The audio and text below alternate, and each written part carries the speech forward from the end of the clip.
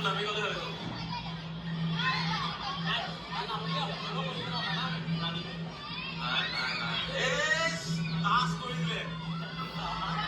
అస్సాంలోని national highway 127 మీద ఉన్నటువంటి ఒక హైవే ఈఎల్ఎఫ్ అంటే ఎమర్జెన్సీ ల్యాండింగ్ ఫెసిలిటీ. మీకు తెలుసు కదా, గుజరాత్లో మొదలైనటువంటి విధానం ఇది. 4 సంవత్సరాల క్రితం గుజరాత్లో మొదలైంది, తర్వాత ఉత్తరప్రదేశ్, మన ఆంధ్రప్రదేశ్ బాపట్ల దగ్గర అద్దంకి ఉంది కదా, అక్కడ కూడా ఈఎల్ఎఫ్ని ఏర్పాటు చేశారు. అంటే అత్యవసరమైనటువంటి పరిస్థితుల్లో ఎలాంటి యుద్ధ విమానమైనా సరే ఇక్కడ ల్యాండ్ అవుద్ది. యుద్ధ విమానమే కాదు, మామూలు విమానం కూడా ఇక్కడ ల్యాండ్ అవుద్ది.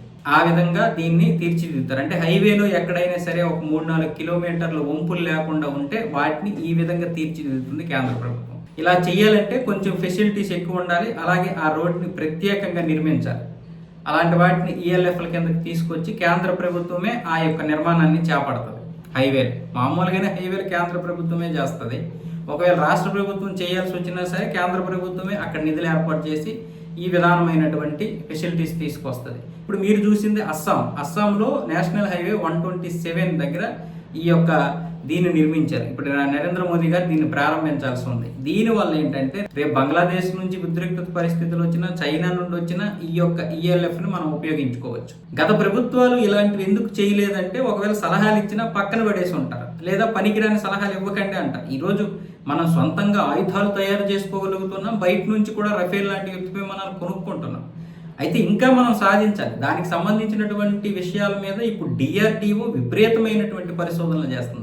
మరో 10 సంవత్సరాల్లో మనమే సొంతంగా క్రయోజెనిక్ ఈ ఇంజిన్లు తయారు చేసుకోవడానికి, యుద్ధ విమానాలకు కావాల్సినటువంటి స్టెల్త్కి సంబంధించినటువంటి 5th జనరేషన్ 6th జనరేషన్ ఇలాంటివన్నీ తయారు చేయడానికి డిఆర్డిఓ అలాగే మరికొన్ని పరిశోధన సంస్థలు తీవ్రంగా శ్రమిస్తున్నాయి. కొంచెం సమయం ఇద్దాం.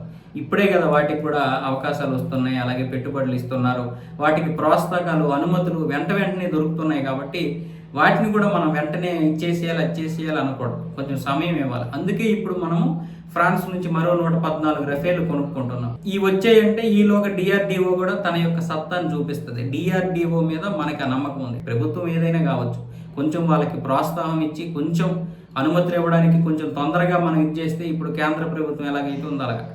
ఆ రోజు కాంగ్రెస్ ఉన్నా సరే డిఆర్డిఓ ఇప్పటికి ఎన్నో సాధించేది. కేవలం బీజేపీ వచ్చి స్థాపించలేదు డిఆర్డిఓని. ఆ రోజు కాంగ్రెస్ ఉన్నప్పుడే స్థాపించారు, కానీ సరైనటువంటి అవకాశాలు ఇవ్వలేదు.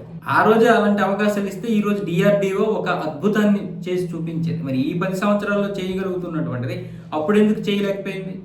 రాజకీయాలు తలదూర్చకూడదు, అందులోకి దూరిస్తే దేశ ప్రయోజనాల కోసమై ఉండాలి. కాబట్టి అవి కూడా మనం సాధించేస్తాం. సో ఇప్పుడు కేంద్ర ప్రభుత్వం ఇలాంటివి చేయడం వల్ల ఎంత బలం మనకి.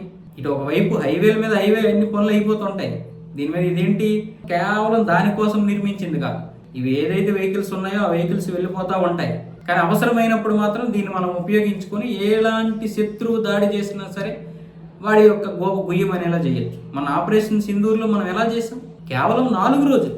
రష్యా ఉక్రెయిన్ ఒకవైపు, అటేమొచ్చేసి హమాస్ ఇజ్రాయేల్ సంవత్సరాల తరబడి చేస్తున్నటువంటి యుద్ధంలో మనం కేవలం 4 రోజుల్లో మొత్తం కథ ముగించేసాం. దౌత్య సంబంధాలు నిలిపాం.